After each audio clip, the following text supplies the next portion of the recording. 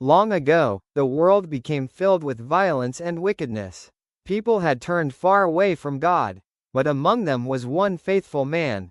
His name was Noah. Noah loved and obeyed God. One day, God gave Noah an unbelievable command. Build a great ark, because a flood is coming upon the earth. Noah had never seen rain like this before. But he trusted God. Day after day, Noah built the massive ark while others mocked him. Then God sent animals to the ark, 2 by 2.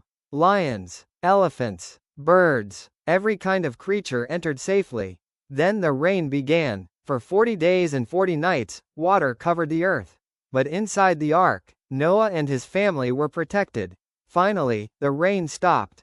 The waters slowly disappeared, and when Noah stepped onto dry land, a rainbow appeared in the sky.